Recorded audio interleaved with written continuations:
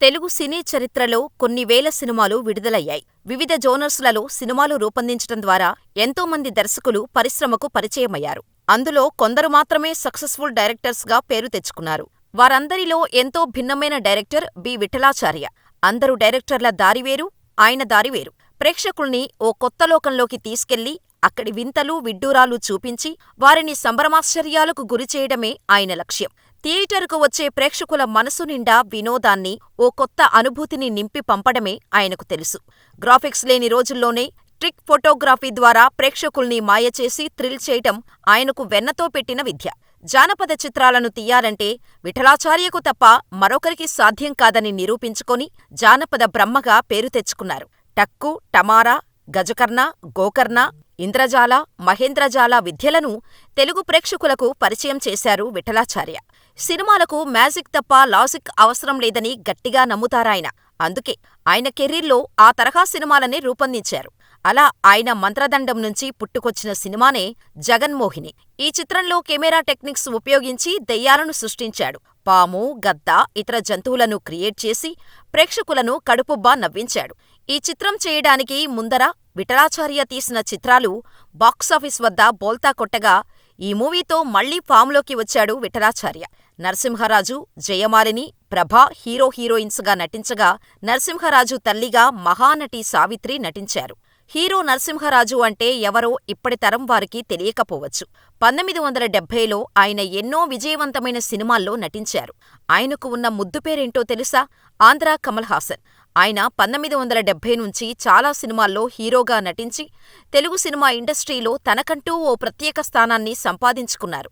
దాదాపుగా ఆయన 100కు పైగా సినిమాల్లో నటించి ఆయనకంటూ ప్రత్యేక గుర్తింపును తెచ్చుకున్నారు. ప్రస్తుతం నరసింహరాజు వచ్చిన ఛాన్సులను ఉపయోగించుకుంటూ ఎక్కువగా సీరియల్స్ చేస్తున్నారు. నీడలేని ఆడది అనే సినిమాతో ఇండస్ట్రీకి పరిచయమైన నరసింహరాజు ఆ సినిమా విజయం సాధించటంతో హీరోగా ఫుల్ జోష్లో సినిమాలు చేసుకుంటూ పోయారు. ఇలా అమ్మాయిలు జాగ్రత్త, తూర్పు పడమర అనే సినిమాల్లో నటించారు.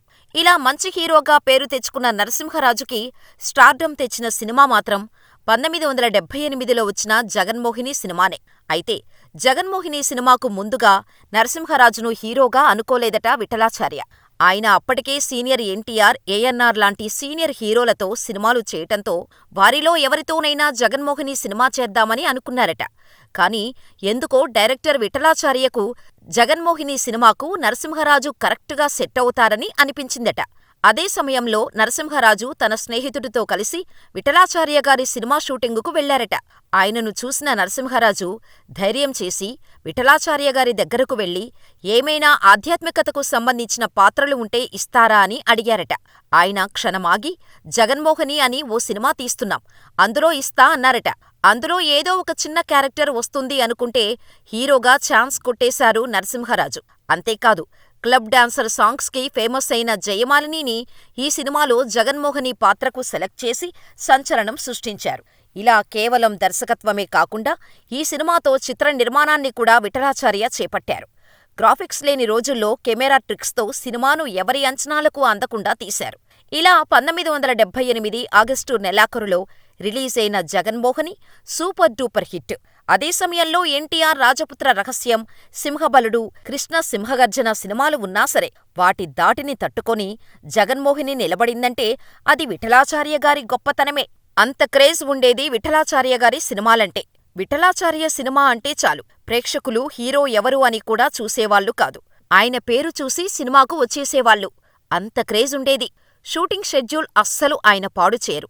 ఎవరైనా ఆర్టిస్టు డేట్స్ ఇచ్చాక కుదరక రాలేకపోతే ఏదో ఒకదానితో షూటింగ్ చేసేవాళ్లు. కాంతారావు ఒకసారి షూటింగుకు రావటం కుదరకపోతే ఓ పాట మొత్తం హీరోయిన్ గులాబీ పువ్వుతో తీశారు. అంత గొప్ప దర్శకుడు. అందుకే జగన్మోహిని సినిమాలో స్టార్ హీరో లేకపోయినా విఠలాచార్య గారి పేరుతో జనం థియేటర్స్కు వచ్చారు. ఈ సినిమా కథ గురించి చెప్పుకోవాలి. కన్నడ ప్రాంతానికి చెందిన విఠలాచార్య మొదట్లో టూరింగ్ టాకీసులు నడుపుతూ శంకర్ సింగ్ దర్శకత్వంలో జగన్మోహిని మూవీ తీశారు. అది సూపర్ హిట్ కావటంతో తెలుగులో డబ్ చేయటంతో ఇక్కడ బాగా ఆడింది.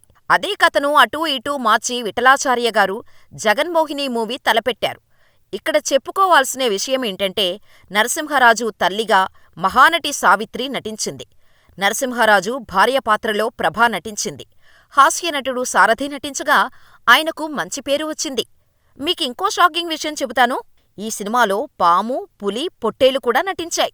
అందుకే ఈ సినిమా పిల్లల్ని, పెద్దల్ని, మహిళల్ని ఆకట్టుకుని ఘన విజయం సాధించింది. అంతేకాదు, ఈ సినిమాను హిందీ, తమిళంలోకి అనువదించగా అక్కడ కూడా ఘన విజయం సాధించింది. ఆంధ్ర, తమిళనాడు బోర్డర్లలో రీళ్లు తారుమారైనా సరే కథలో ఒక భాగంగా చూసేశారు. అయితే విషయం తెలిసి రాత్రికి రాత్రే విఠలాచార్య ఆ రీల్స్ మార్పించారు. ఇలా మారుమూల పల్లెల్లో సైతం జగన్మోహిని సినిమా బాగా కలెక్షన్స్ తెచ్చింది. అంతేకాదు, ఈ మూవీతో తమిళ సినిమా ఛాన్స్ వచ్చింది. అలాగే ఈ మూవీ తర్వాత నరసింహరాజు జానపద హీరో అయ్యాడు. స్టార్డమ్ పెరిగింది. ఇండస్ట్రీలో ఒక గుర్తింపు వచ్చింది. ఇంకా మంచి మంచి సినిమాలు చేసే అవకాశం దక్కింది. అలా ఆయన హీరోగా 110 సినిమాల్లో, 90కి పైగా సినిమాల్లో ముఖ్య పాత్రల్లో నటించే అవకాశం దక్కింది. ఆ తర్వాత ఆయన పలు తెలుగు సీరియల్స్లోనూ ముఖ్య పాత్రల్లో నటిస్తూ వస్తున్నారు.